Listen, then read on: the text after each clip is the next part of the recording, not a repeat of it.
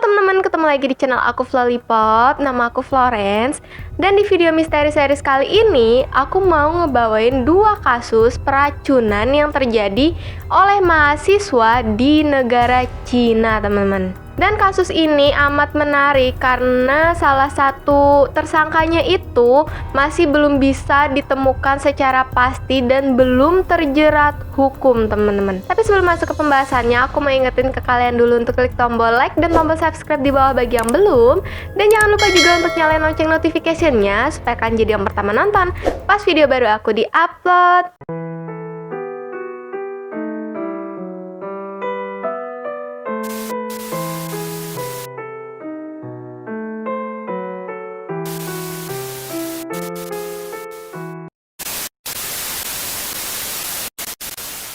Zuling menderita kerusakan otak setelah diduga ia itu diracuni oleh teman sekamarnya yang bernama Sun Wei. Ia diracuni dengan menggunakan talium. Zuling dan Sun Wei belajar tentang kimia di Universitas Tsinghua pada tahun 1994. Talium adalah logam lunak yang sering dijadikan sebagai alat pembunuhan karena ia itu larut di dalam air, tidak berbau, dan tidak memiliki rasa. Jadi jika ada sebuah minuman yang diberikan talium, maka itu sama sekali tidak bisa dideteksi oleh orang yang akan meminum air tersebut yang sudah diberikan talium. Pada akhir tahun 1994, Zuling mulai mengalami gejala aneh, yaitu sakit perut, kerontokan rambut, dan juga penglihatannya menjadi kabur. Bahkan ia pun sempat mengalami koma. Lalu setelah pemeriksaan dilakukan, hasilnya menunjukkan bahwa terdapat kandungan talium yang sangat tinggi di dalam tubuh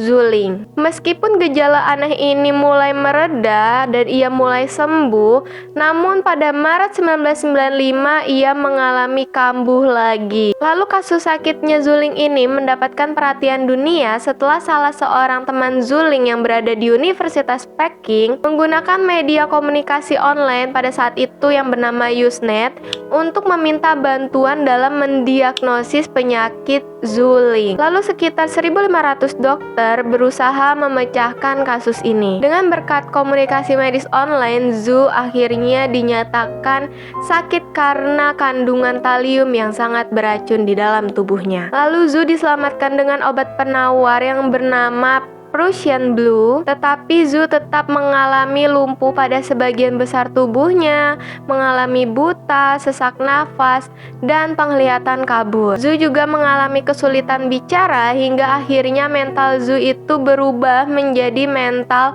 anak yang berusia 6 tahun. Jadi dampak yang ditimbulkan oleh kalium yang berada di tubuhnya ini benar-benar parah karena diperkirakan ia itu sudah lama mengkonsumsi talium. Salah satu teman sekamar Zuling yang bernama Sun Wei adalah tersangka utama dalam kasus ini. Ia adalah satu-satunya mahasiswa yang memiliki akses untuk mendapatkan dan menggunakan talium dalam eksperimennya di universitas. Lalu setelah penyelidikan polisi, entah bagaimana Sun ini bisa dibebaskan dan tidak menerima hukuman apapun. Beberapa orang pun percaya bahwa Sun bisa bebas dikarenakan koneksi politik dari keluarganya sehingga ia bisa terbebas dari kasus tersebut. Dan kasus itu pun sudah ditutup. Dan kabarnya Sun saat ini tinggal di Amerika.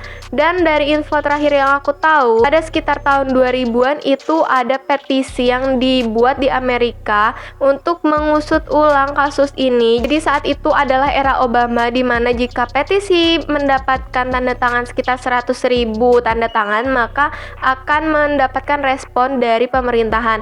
Tetapi pada saat itu respon pemerintahan yaitu tidak melakukan atau tidak mengizinkan untuk melakukan adanya penyelidikan ulang tentang kasus Sun Wei ini.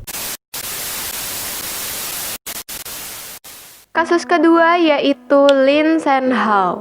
Lin adalah seorang mantan mahasiswa dari Universitas Kedokteran di Shanghai. Ia dengan fatal meracuni teman sekamarnya pada saat April Mop. Ia pun didakwa dengan tuduhan telah membunuh teman sekamarnya dengan menaruh bahan beracun di dispenser asrama pada tanggal 1 April 2013. Lin meracuni air dispenser di asramanya dengan menggunakan bahan kimia yang bernama N-nitrosodimetilamin yang ia ambil di laboratorium rumah sakit yang berada di Shanghai, di mana ia melakukan magang di sana. N-nitrosodimetilamin ini biasa digunakan dalam penelitian. Paparan bahan kimia ini jika terkena tubuh manusia dapat menyebabkan kerusakan pada liver dan juga pada darah. Dalam persidangan pada bulan November 2013, Lin mengaku meracuni temannya tersebut karena ia sedang mengerjai temannya karena memang saat itu berhubungan dengan adanya April Mop, yaitu tanggal 1 April. Ia menganggap itu adalah sebuah lelucon. Dan korbannya yaitu Huang yang telah meminum air beracun tersebut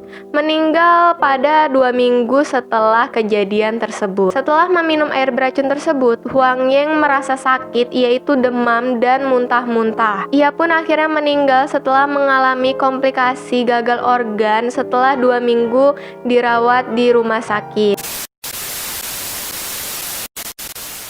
Jaksa penuntut menolak argumen Lin yang mengatakan bahwa ia hanya guyon atau bercanda, karena Lin ini harusnya tahu betul tentang apa kegunaan dan dampak dari zat kimia yang ia gunakan. Ya menurut aku juga nggak mungkin banget si Lin ini nggak tahu kalau bercandanya itu kelewatan dengan menaruh bahan kimia yang sangat berbahaya ke dalam minuman. Dan pengadilan mengatakan bahwa Lin memang dengan sengaja menutupi perbuatannya, menutupi penyebab temannya ini sakit dengan tidak mengatakan hal yang sejujurnya dengan cepat di saat temannya ini si Huang sedang berjuang untuk tetap hidup. Jadi Huang itu bisa ditangani dengan lebih cepat dan tepat jika Lin langsung memberitahu bahwa temannya itu keracunan. Oh ya, by the way, Lin itu usianya 27 tahun saat pembunuhan itu terjadi ya teman-teman. Sebelum insiden keracunan itu, Lin memang sedang mengerjakan naskah akademis mengenai bahan kimia yang ia gunakan saat pembunuhan tersebut. Jadi ia tuh harusnya tahu apa yang ia gunakan untuk lelucon itu adalah racun yang sangat berbahaya, dan entah mengapa ia berargumen bahwa ia tidak sengaja atau hanya bercanda. Menurut aku itu nggak masuk akal banget sih teman-teman. Diduga Lin itu memiliki dendam atau kekesalan pribadi terhadap Huang karena Huang itu diterima untuk masuk pasca sarjana sekolahnya, sedangkan Lin harus berhenti karena alasan pribadi. Tapi harusnya ia tidak melampiaskan kekesalannya itu kepada orang lain dong ya, karena kan dia sendiri yang berhenti gitu loh teman-teman. Dan akibat perbuatannya ini, Lin dijatuhi hukuman mati, dan orang tua Huang merasa puas dengan hukuman tersebut karena mereka menganggap bahwa Huang pantas menerima hukuman mati. Oke teman-teman, itu dia 2 kasus peracunan yang dilakukan oleh mahasiswa di Cina. Semoga kasus ini tidak pernah terjadi lagi dan tidak terulang lagi ya teman-teman. Terima kasih yang udah nonton videonya sampai habis, dan komen juga di bawah opini kalian tentang kasus ini. Dan terakhir aku mau ingetin, jangan lupa follow Instagram aku di @flalipop. Kalian bisa DM kasus-kasus menarik selanjutnya. Oke guys, segitu aja. Thank you for watching. See you on my next video. Bye bye.